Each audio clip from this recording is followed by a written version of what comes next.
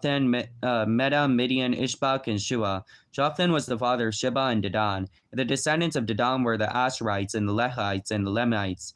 And the son of Midian were Ephah, Epher, Hanok, Abida, and Eladah. These were the descendants of Keturah. Abraham left everything he owned to Isaac. But while he was still living, he gave gifts to the sons of his concubines and sent them away from his son Isaac to the land of the east. Altogether, Abraham lived 175 years. Then Abraham breathed his last and died at a good old age, an old man full of years. And he was gathered to his people. His son Isaac and Ishmael buried him in the cave Machpelah near Mamre, in the field of Ephron, son of Zohar the Hittite. The field of Abraham brought from the Hittites. There Abraham was buried with his wife Sarah. After Abraham's death, God blessed his son Isaac, who lived near Beer Lahai Roi. This was the account of Abraham's son Ishmael, whom Sarah's maidservant Hagar the Egyptian bore to Abraham. These are the names of the sons of Ishmael, listed in the order of the birth. Naboth, the firstborn of Ishmael, Kedar, Abiel, Misbalam, Mishba, Duma, Mesa, Hadad, Tema, Jeter, Napish, and Kedema. These are the sons of Ishmael, and these are the names of the 12 tribal rulers according to their settlements and camps. Altogether, Ishmael lived 137 years. He breathed his last and died, and he was gathered to his people. His descendants ruled in the area from Hiva to Shur, near the border of Egypt as you go to Asher, and they lived in hostility towards all their brothers. This is the account of Abraham's son Isaac. Abraham became the father of Isaac, and Isaac was 40 years old when he married Rebekah, the daughter of Bethuel from Armian, from Padan Aram, the sister of Armian. Isaac prayed to the Lord on behalf of his wife because she was barren. The Lord answered his prayer, and his wife Rebekah became pregnant. The babies jostled each other within her, and she said, "Why is this happening to me?" So she went to inquire of the Lord. The Lord said to her, "The two nations are in your womb. Two peoples from within you will be separated. One people will be stronger than the other. The older will serve the younger." When the time came for her to give birth, there were twin boys in her womb. The first came out red, and his whole body was like a hairy garment, so he named him Esau. After this, his brother came out, with his hand grasping Esau's heel, so he was named Jacob. Isaac was 30 years old when Rebekah gave birth to them. The boys grew up, and Esau became a skillful hunter, a man of the open country, while Jacob was a quiet man, staying among the tents. Isaac had a taste of wild game. Loved Esau, but Rebekah loved Jacob. When Jacob was cooking some stew, Esau came in from the open country famished. He said to Jacob, "Quick, let me have some of that red stew. I am famished." That is why he was called Edom. Jacob replied, "First sell me your birthright." "Look, I'm about to die," Esau said. "What good is the birthright to me?" But Jacob said, "Swear to me first." So he swore an oath to him, selling his birthright to Jacob. Then Jacob gave Esau some bread and some lentil stew. He ate and drank, then got up and left. Esau despised his birthright.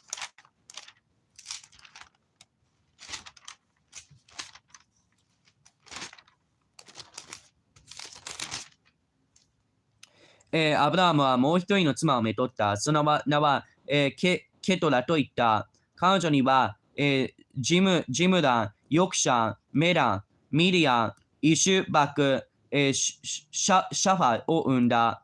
ヨクシャンはシャバとデランを生んだ。デランの子孫はアシュル人と、レトシム人と、レオミム人であった。ミリアンの子はエフェル、エノク、アビダ、エルダヤであって、これら皆ケトラの子孫であった。アブラハムは自分の全財産をイサクに与えた。しかし、アブラハムのそばめたちの子らには、アブラハムのは贈り物を与え、彼の生存中に彼らの東の方、東方の国にあって、自分の子イサクから遠ざかった。以上、アブラハムの一生で175年であった。アブラハムは平安な老年を迎え、長寿を全うして生きたい停止に自分の民に加えられた。彼らの頃はイサクとイシュマエルは、彼をマクパラの洞穴に葬った。これらの穴はマムレに面する、ヘテ人、ゾアルの子エフロンの20歳の中にあった。そこの20歳にはアブラハムがヘテ人たちから買ったもので、そこにアブラハムと妻サラとが葬られたのである。アブラハムの死後、神は彼の子イサクを祝福された。イサクはベールラハイロイの近くに住み着いた。これらはサラの女奴隷、エジプト人、ハガルがアブラハムに産んだ、アブラハムの子、イシュマエルの歴史である。すなわち、イシュマエルの子らの名は、その生まれた順の名によれば、イシュマエルの長子、ネバヨテ、ゲダル、アデベール、ミブサム、ミシャマ、ドマ、マサ、ハラデ、テマ、エトル、ナフシュ、ゲレマである。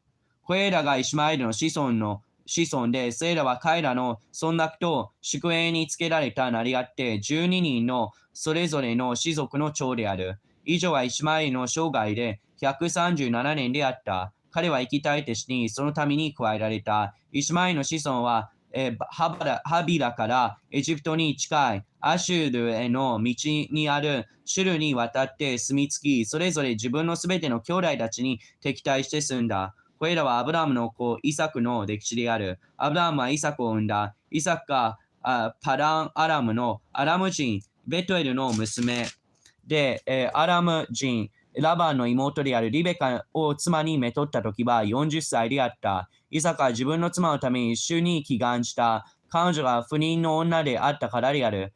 主は彼の祈りに応えられた。それで彼の妻リベカは身ごもった。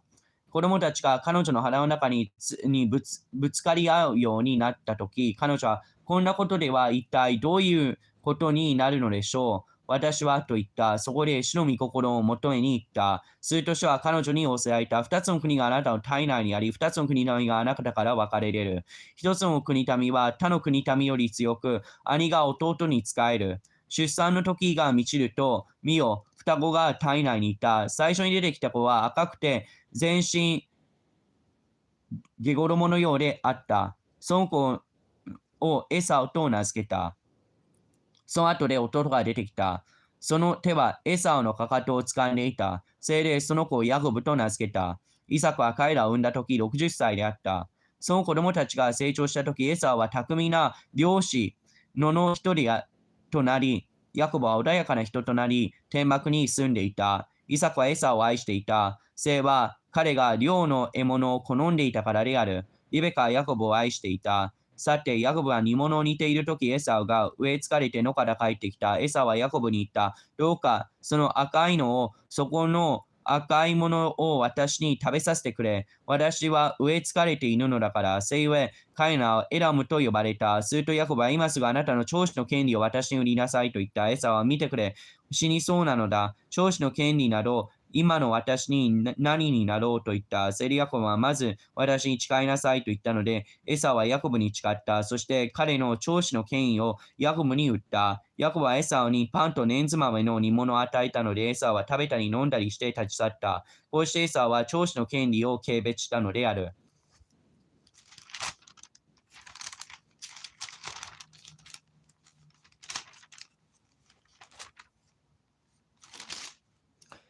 Now there was a famine in the land besides the earlier famine of Abraham's time. And Isaac went to Abimelech, the king of the Philistines, in Gerar. The Lord appeared to Isaac and said, Do not go down to Egypt. Live in the land where I tell you to live. Stay in this land for a while, and I'll be with you and I'll bless you. For to you and your descendants, I'll give all these lands and will confirm the oath I swore to your father Abraham. I'll make your descendants as numerous as the stars in the sky, and I'll give them all these lands. And through your offspring, all nations of the earth will be blessed, because Abraham obeyed me and kept my requirements and commands and my decrees and my laws. So Isaac stayed in Gerar. When the men of that place asked him about his wife, he said, She is my sister. Because he was afraid to say, She is my wife, he thought the men of this place might kill me on account of Rebekah, because she is beautiful. When Isaac had been there a long time, Abimelech, the king of the Philistines, looked down from the window and saw Isaac caressing his wife Rebekah. So Abimelech summoned Isaac and said, She is really your wife. Why did you say she is my sister? Isaac answered him, Because I thought I might lose my life on account of her. Then Abimelech said, What is this you have done to us? One of the men might well have slept with your wife, and you would have brought guilt upon us. So Abimelech gave orders to all the people, Anyone who molests this man or his wife shall surely be put to death. Isaac planted crops in the land, and the same year replaced 100-fold because the Lord blessed him. The man became rich, and his wealth continued to grow until he became very wealthy. So he had many flocks and herds and servants that the Philistines envied him. So all the wells that his father's servants had dug in the time of his father Abraham, the Philistines stopped up, filling them with the earth. Then Abimelech said to Isaac, "Move away from us. You have become too powerful for us." So Isaac moved away from there and encamped in the valley of Gerar and settled there. Isaac reopened the wells that had been dug in the time of his father Abraham, which the Philistines had stopped up after Abraham died, and he gave them the same names his father had given them. Isaac's servants dug in the valley and discovered a well of fresh water there. But the herdsmen of Gerar quarreled with Isaac's herdsmen and said, "The water is ours." So he named the well Esek because they disputed with him. They dug another well, but they quarreled over that one also. So he named it Sitnah. He moved from there and dug another well, and no one quarreled over it. He named it Rehoboth, saying, "Now the Lord hath given us room, and we will flourish in the land." From there he went up to Beersheba. That night the Lord appeared to him and said, "I am the God of your father Abraham. Do not be afraid, for I am with you. I'll bless you and will increase the number of your descendants for the sake of my servant Abraham." Isaac built an altar there and called on the name of the Lord. He picked his tent, and there his servants dug a well. Meanwhile, Abimelech had come to him from Gerar with Abusa, his personal advisor, and Phicol, the commander of his forces. Isaac asked them, "Why have you come to me, since you were hostile to me and sent me away?" They answered, "We saw clearly that the Lord is with you." So we said, "There ought to be a sworn agreement between us and you. Let's make a treaty with you, that you will not do us no harm, just as we did not molest you, but always treated you well and sent you away in peace. And now you are blessed by the Lord." Isaac made a feast for them. They ate and drank. Early the next morning, the men swore an oath to each other. Then Isaac sent them on their way, and they left him in peace. That day Isaac's servants came and told him about the well they had dug. They said, "We found water." He called it Sitnah, Shibah, and to this day the name of the town has been Beersheba. When Esau was 40 years old, he married Judith, the daughter of Beri the Hittite, and also Basemath, the daughter of Elon the Hittite. They were a source of grief to Isaac and Rebekah.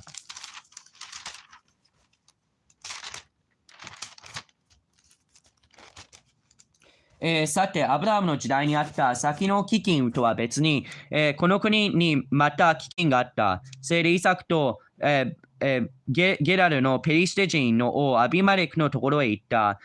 イサクに現れて仰せられた。エジプトへは下るな。私があなたに示す地に住みなさい。あなたはこの地に滞在しなさい。私はあなたと共にいてあなたを祝福しよう。それは私がこれらの国々をすべてあなたとあなたの子孫に与えるからだ。こうして私はあなたの父、アブラハムに誓った誓いを果たすのだ。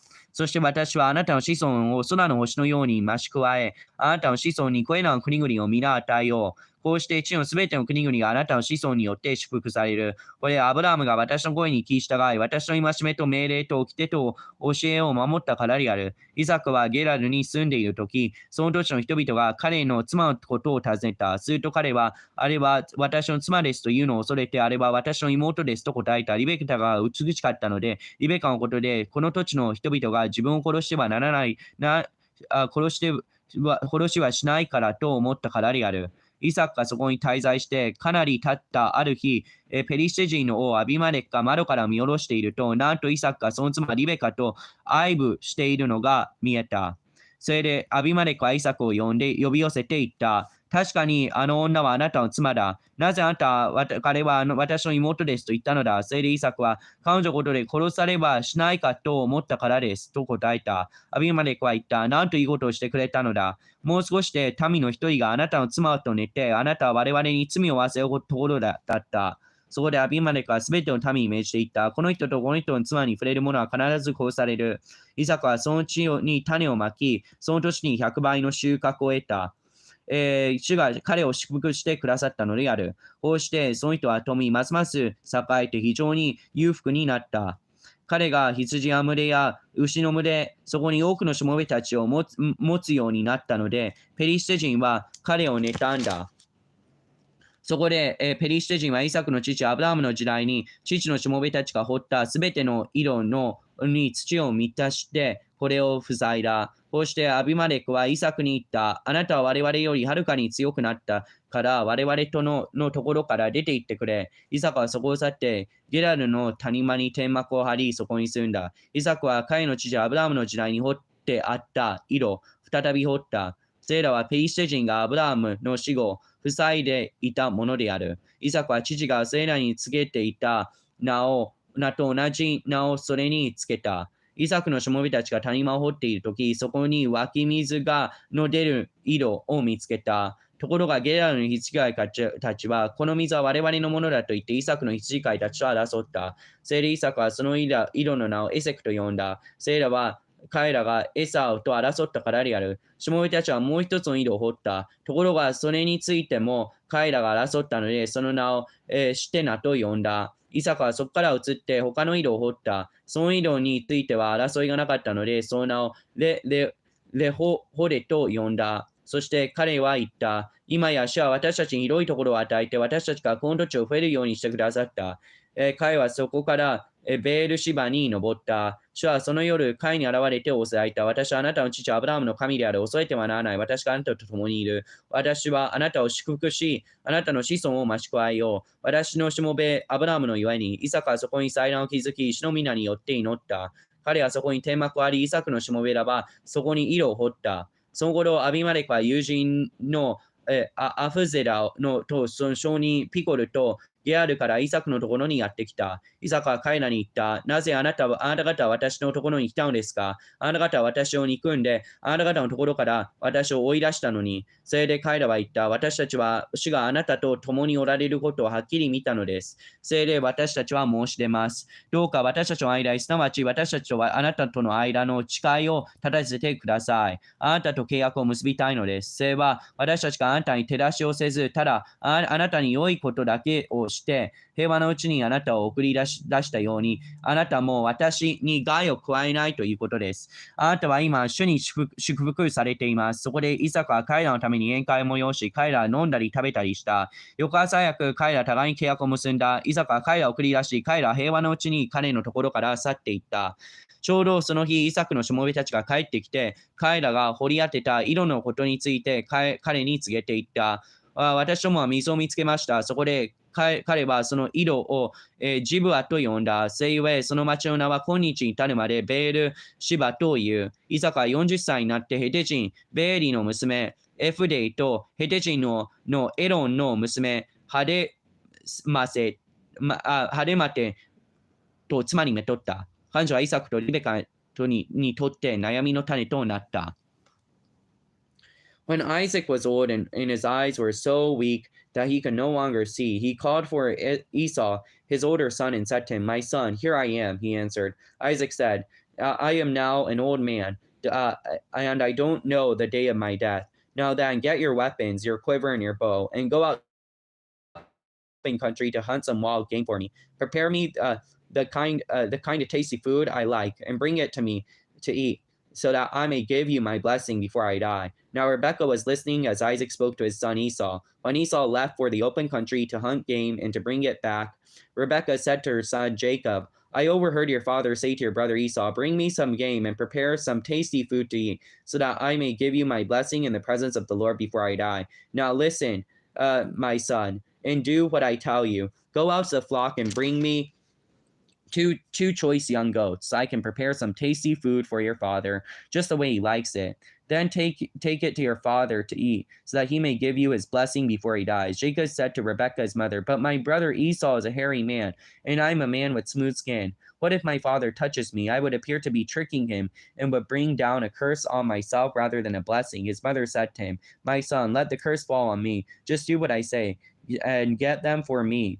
So he went and got them and brought them to his mother, and she prepared some tasty food, just as the way his father liked it. Then Rebekah took the best clothes of Esau, her older son, which she had in the house, and put them on her younger son, Jacob. So she covered his hands and the smooth part of his neck with goat skins. Then she handed her son Jacob tasty food and the bread she had made. He went into his father and said, My father, yes, my son, he answered. Who is it? Jacob said to his father, I am Esau, your firstborn. I have done as you have told me.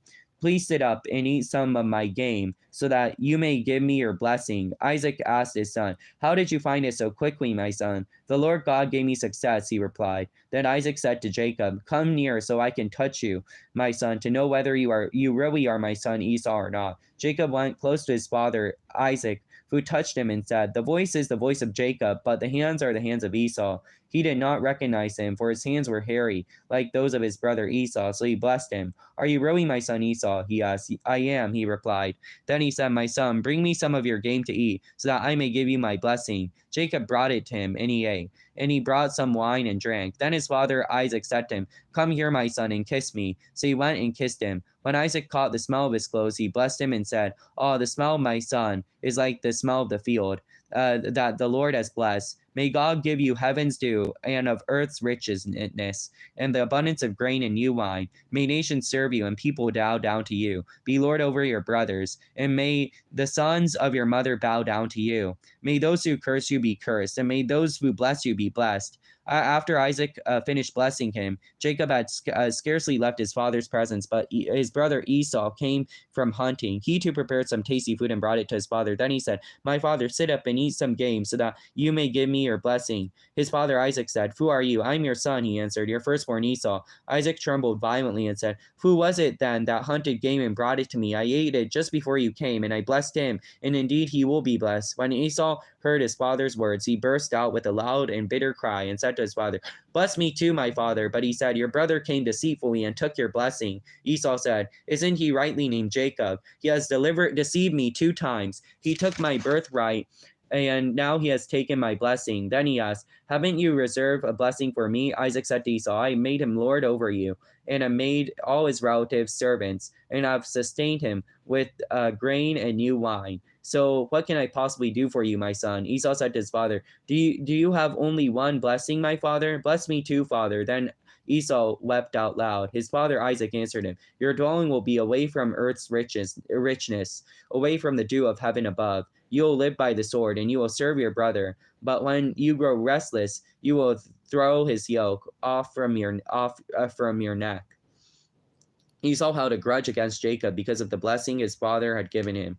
And he said to himself, The days of my mourning for my father are near. Then I will kill my brother Jacob. When Rebekah was told of what her older son Esau had said, she sent for her younger son Jacob and said to him, Your brother Esau is consoling and is planning to kill you. Now then, my son, do what I say. Flee at once my brother Laban in Haran. Stay with him for a while until your brother's fury subsides. When your father is no longer angry with you and forgets what you did to him, I'll send word for you to come back from there. Why should I lose both of you in one day? Rebekah said to Isaac, I am disgusted with living because of these Hittite women. If Jacob takes a wife from among the women of this land, from the Hittite women like these, my life will not be worth living.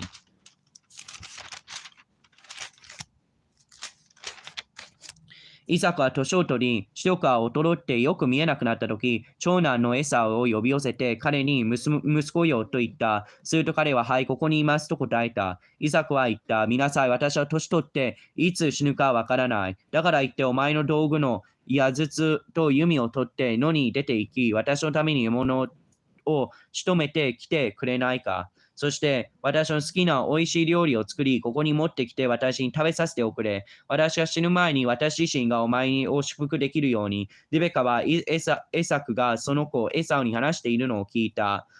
それでエサウが獲物を仕留めてくるために野に出かけたとき、リベカはその子ヤコブにこう言った。今私は父上があなたの兄エサウにこう言っておられるのを聞きました。獲物を取ってきて私に美味しい料理を作り、私に食べさせてくれ。私が死ぬ前に石の前でお前を祝福したいのだ。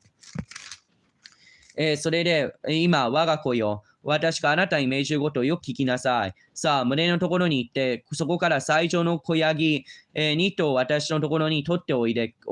それで父上をお好きな美味しい料理を作りましょう。あなたが父上のところに持っていけば、召し上がって死なれる前にあなたを祝福してくださるでしょう。しかし、ヤコブはその母リベカに言った。でも、お兄さんのエサウは毛深い人なのに私の肌は滑らかです。もしや父上が私に触るなら、私にからかわれたと思われるでしょう。私は祝福どころか呪いを好みに招くことになるでしょう。母は彼に言った。我が子よ、あなたの呪いを私が受けます。ただ私の言うことをよく聞いていって取ってください。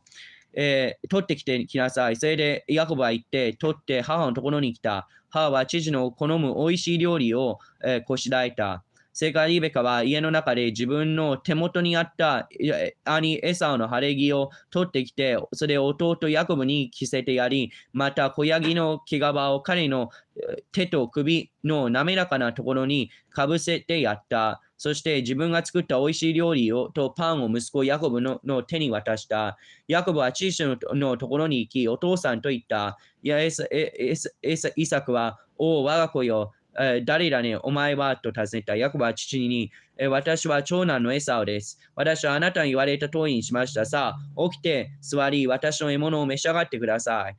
ご自身で私を祝福してくださるためにと答えた。エサクはその子に言った。どうしてこんなに早く見つけることができたのかね、我が子よ。すると彼は答えた。あなたの神、主が私のためにそうさせてくださったのです。そこでイサクはヤコブに言った。近くに寄ってください、我が子よ。私はお前が本当に我が子エサウであるかどうか、お前に触ってみたい。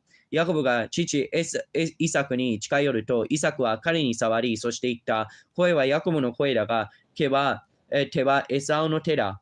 ヤコブの手が兄エサウの手のように毛深かったので、イサクには見分けづかなかった。そこでエサクは彼を祝福しようとしたが、本当にお前は我が子エサウだねと尋ねた。すると答えた。はい、私です。そこでエサウは言った。私のところに持ってきなさい。私自身はお前を祝福するために我が子の獲物を食べたいものだ。そこでヤコブが持ってくると、イサクはこれを食べた。また、ブドウ酒を持ってくると、それも飲んだ。父、イサクはヤコブに我が子よ近寄って私に口づけしてくれと言ったので、ヤコブは近づいて彼に口づけした。イサクはヤコブの着物の香りを嗅ぎ、彼を祝福していった。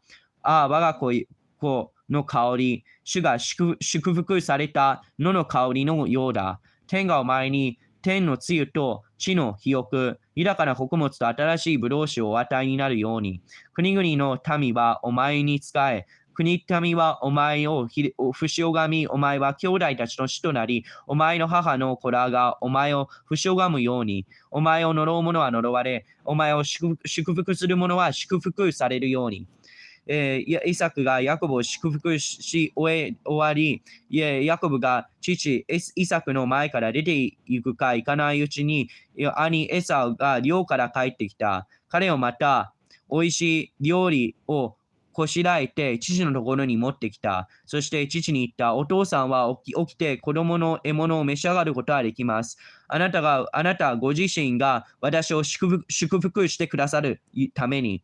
すると父エサクが彼に尋ねた。お前は誰だ？彼は答えた。あなたの長男エサウです。イサクは激しく身震いしていった。では一体、あれは誰だったのか？獲物を仕留めて私のところに持ってきたのは、お前来る前に私は皆食べて彼を祝福してしまった。それゆえ彼は祝福されよう。エサウは父の言葉を聞くと大声で泣き叫び、ひどく痛み感じて父に言った。お父さん、私をも祝福してください。父は言った。お前の弟は来て騙したのだ。そしてお前の祝福を横取りしてしまったのだ。エサウは言った。彼の名をヤコブというのも、このためか、二度まで私を押しのけてしまって、私の、長子の権威を奪い取り、今また彼の祝福を奪い取ってしまった。また言った。あなたは私のために祝福を残しておかれなかったのですか？エサクは答えてエサウに言った。ああ、私は彼をお前の主とし、彼のすべての兄弟をしもべとして彼に与えた。また穀物と新しいブドウ酒を彼に養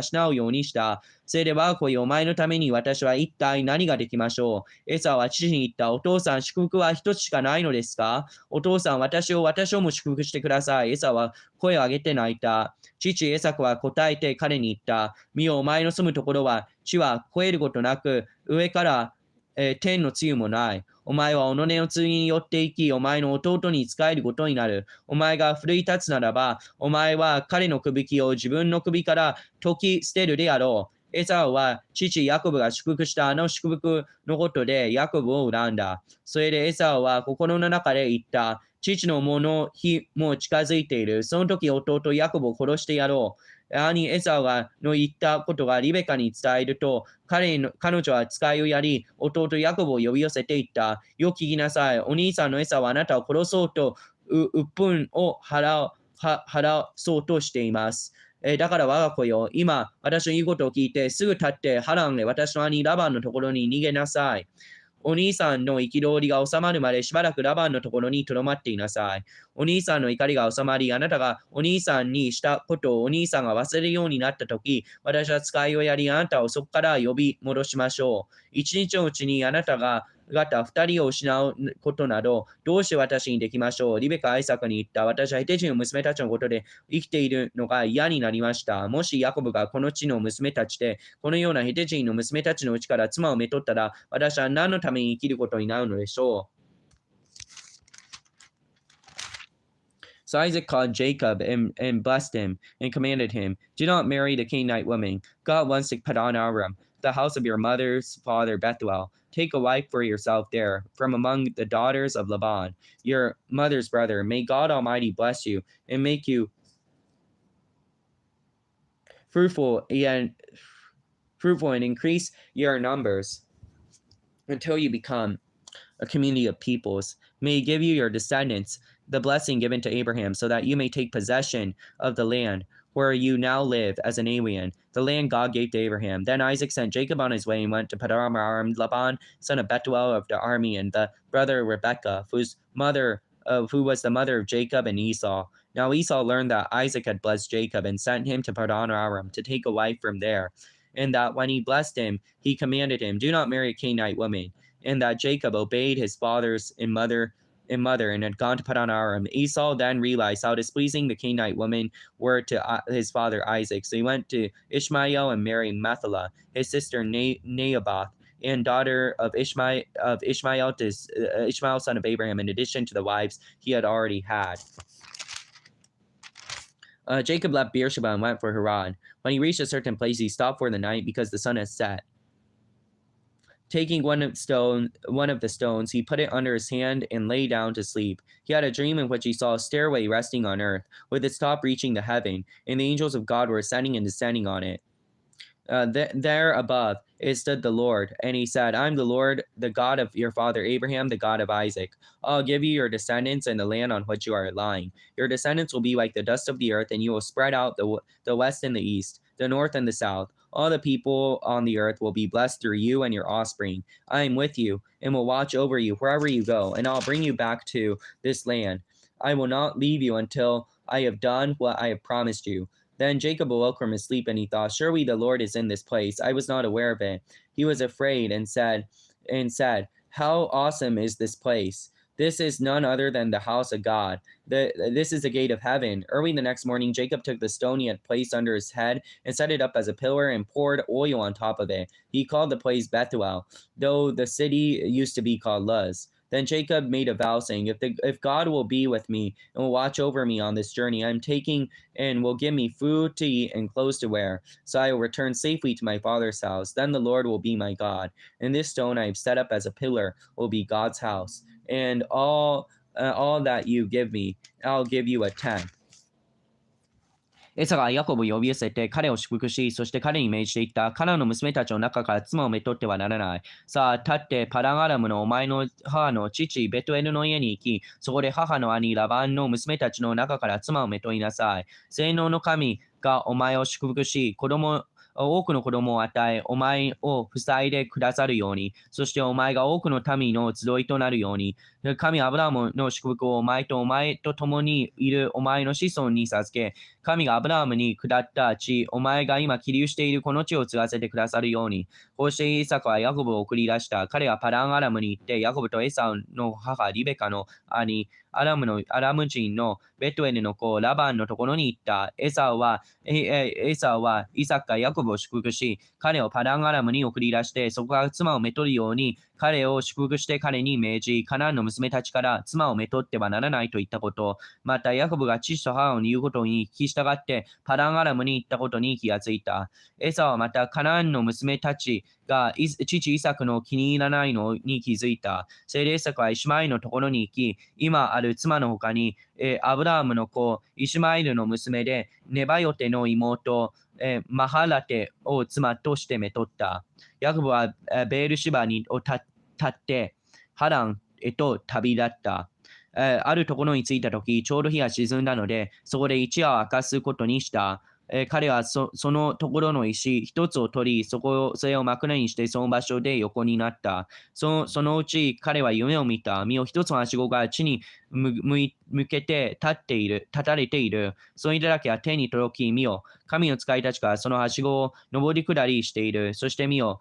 主が彼の傍らに立っておられた。そして仰せられた。私はあなたの父、アブラハムの神、イサクの神、主である。私はあなたが横たわっているこの地をあなたとあなたの子孫とに与える。あなたの子孫は地の塵のように大きくなり、あなたは東、西、北、南へと広がり、地上のすべての民族はあなたとあなたの子孫によって祝福される。